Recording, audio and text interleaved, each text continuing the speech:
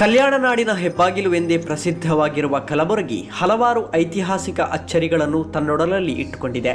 ಮೌರ್ಯರು, ಶಾತವಾಹನರು, ಕಲ್ಯಾಣಿ ಚಾಲುಕ್ಯರು, ರಾಷ್ಟ್ರಕೂಟರು, ಬಹಮನಿಗಳು ಹೀಗೆ ಹಲವು ರಾಜಮನೆತನಗಳು ಕಲಬುರಗಿ ಸೀಮೆಯನ್ನು ಆಳಿವೆ. ಇಂತಹ ಕಲಬುರಗಿಯಲ್ಲಿ 10ನೇ ಶತಮಾನದ ವಿಶ್ವವಿದ್ಯಾಲಯ ಹೊಂದಿದೆ ಎನ್ನುವುದು ನಿಮಗೆ ಗೊತ್ತಿದೆಯಾ? ನಾವೀಗ ಜಿಲ್ಲಾ ಕೇಂದ್ರ ಕಲಬುರಗಿಯಿಂದ 50 ಕಿಲೋಮೀಟರ್ ದೂರ ಇರತಕ್ಕಂಥ ಚಿತ್ತಾಪುರ ತಾಲೂಕಿನ ನಾಗಾವಿ ಗ್ರಾಮದಲ್ಲಿದ್ದೇವೆ. ಅಂದಿನ ಕಾಲದಲ್ಲಿ ನಾಗಾವಿ ಘಟಿಕಾಸ್ಥಾನ ವಾಸ್ತುಶಾಸ್ತ್ರ ಅಧ್ಯಯನಕ್ಕೆ ಬಹಳ ಪ್ರಸಿದ್ಧಿ ಪಡೆದಿತ್ತು.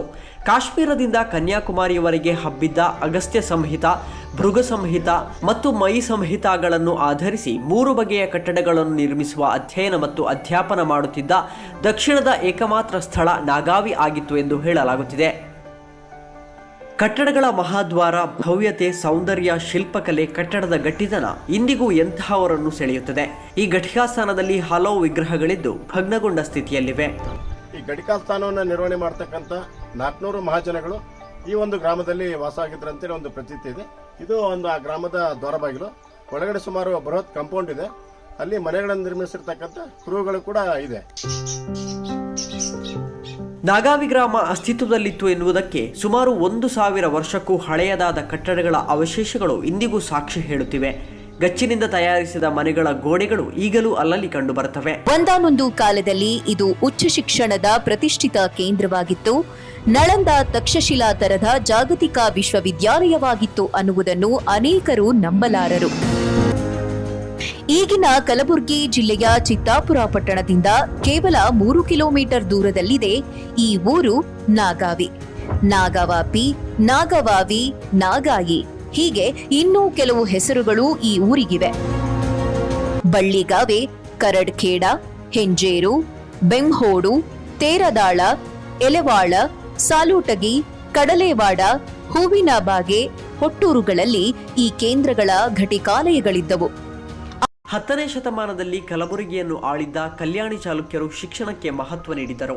ಇತಿಹಾಸದ ಪ್ರಮುಖ ಪಳೆಯುಳಿಕೆಯಾಗಿ ಇಂದಿಗೂ ಕೂಡ ಕಲಬುರಗಿ ಜಿಲ್ಲೆ ಚಿತ್ತಾಪುರ ತಾಲೂಕಿನ ನಾಗಾವಿ ಗ್ರಾಮದ ಘಟಿಕಾಸ್ಥಾನ ಅಥವಾ ವಿಶ್ವವಿದ್ಯಾಲಯ ನೆಲೆ ನಿಂತಿದೆ. ಕೆಲವು ಇತಿಹಾಸಕಾರರು ದಕ್ಷಿಣ ಭಾರತದ ತಕ್ಷಶಿಲೆ ಎಂದು ಕರೆದ 60 ಕಂಬಗಳ ಘಟಿಕಾಸ್ಥಾನದ ಪ್ರಧಾನ ಕಟ್ಟಡ ಈ ಹೊತ್ತಿಗೂ ಸುಸ್ಥಿತಿಯಲ್ಲಿದೆ. ಆದರೆ ಒಂದು ಕಾಲದಲ್ಲಿ ಶಿಕ್ಷಣ ಕೇಂದ್ರವಾಗಿದ್ದ ಇದನ್ನೀಗ ಬ್ರಹ್ಮ ವಿಷ್ಣು ಮಹೇಶ್ವರ ದೇವಾಲಯ ಎಂದು ಕರೆಯಲಾಗುತ್ತಿದೆ.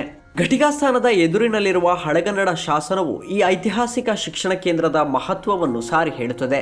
ಭಾರತದ ವಿವಿಧ ಭಾಗಗಳಿಂದ ಸುಮಾರು 250 ವಿದ್ಯಾರ್ಥಿಗಳು ಇಲ್ಲಿ ಅಧ್ಯಯನ ಮಾಡ್ತಾ ಇದ್ರು ಎಂದು ಇತಿಹಾಸ ಹೇಳುತ್ತದೆ.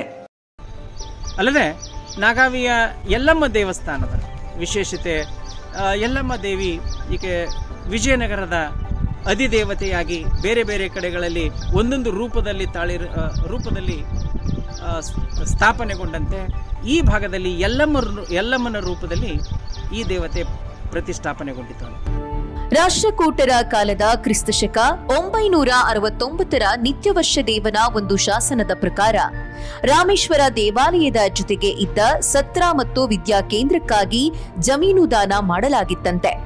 ಆ ಕಾಲದಲ್ಲೇ ಅದು ವ್ಯವಸ್ಥಿತವಾದ ಅಗ್ರಹಾರ ಕೇಂದ್ರವಾಗಿತ್ತು ಎಂಬುದು ಕ್ರಿಸ್ತಶಕ 1058ರ ಒಂದು ಶಾಸನದಲ್ಲಿರುವ ಚತುರ್ವೇದ ಪಾರಾವಾರ ಪರಾಗಮರೆನಿಸಿದ 4 ವಿಪ್ರೋಕ್ತಮರ್ಗೆ ಭರಣಂಗೈಯ ಲಭಿನವ ಬ್ರಹ್ಮಲೋಕಮಿದೆಂಬನ್ನು ನೆಗಟಿವೆತ್ತ ಸಕಳ ವಸುಮತಿ ತಳಕ್ಕೆ ತಲೆಯೆದೆನಿಸಿ ನೆಗಟ್ಟಿ ಕುಂತಳ ಮಹೀತಳಕ್ಕೆ ತಿಳಕಮಪ್ಪಂದಿರ್ದ ಮಹಾಗ್ರಹಾರ ನಾಗಾವಿ ಎಂಬ ಸಾಲುಗಳಿಂದ ತಿಳಿದು ಬರುತ್ತದೆ.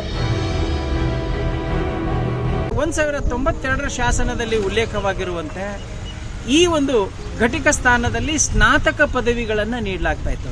ಅಂದರೆ ಇವತ್ತು ನಾವೇನು BA, BSc, BCom ಪದವಿಗಳನ್ನು ನೀಡ್ತಾ ಇದ್ದೀವೋ ಆ ನಿಟ್ಟಿನಲ್ಲಿ ಸ್ನಾತಕ ಪದವಿ ಈ ಘಟಿಕ ಸ್ಥಾನದಿಂದ ವಿದ್ಯಾರ್ಥಿಗಳು ಪಡೆದುಕೊಂಡು ಹೋಗ್ತಾ ಇದ್ರು. ಅಂತಹ ವಿದ್ಯಾರ್ಥಿಗಳಿಗೆ ನಾಡಿನ ಹಲವು ಕಡೆಗಳಲ್ಲಿ ಒಂದು ಸ್ಥಾನಮಾನಗಳು ಲಭ್ಯವಾಗ್ತಾ ಇತ್ತು. ಘಟಿಕಾಸ್ಥಾನದ ಹಿಂಬದಿಯಲ್ಲಿರುವಂತಹ ಪುಷ್ಕರಣಿಯು ಅದೇ ಕಾಲದಲ್ಲಿ ನಿರ್ಮಾಣಗೊಂಡಿದ್ದು ಎಂತಹ ಭೀಕರ ಬರವಂದರೂ ಇಲ್ಲಿ ನೀರು ಖಾಲಿಯಾಗಲ್ಲ. ನಿರಂತರವಾಗಿ ಸೆಲೆಗಳು ನೀರನ್ನು ಪುಷ್ಕರಣಿಯಲ್ಲಿ ಹರಿಸುತ್ತವೆ.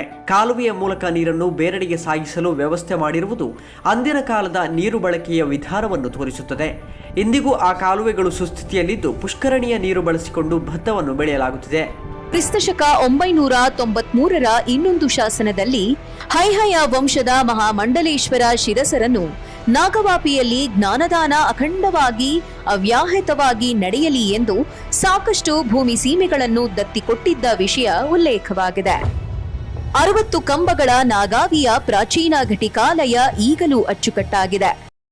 ಈ ಗತವೈಭವದ ಇತಿಹಾಸವನ್ನು ಮುಂದಿನ ಪೀಳಿಗೆಗೆ ದಾಟಿಸುವ ನಿಟ್ಟಿನಲ್ಲಿ ಇಡೀ ಸ್ಮಾರಕಗಳಿರುವ ಆವರಣವನ್ನು ಸ್ವಚ್ಛಗೊಳಿಸಬೇಕಿದೆ. ಆದರೆ ಆ ಇಚ್ಛಾಶಕ್ತಿ ಮಾತ್ರ ಕಾಣಿಸ್ತಾ ಇಲ್ಲ.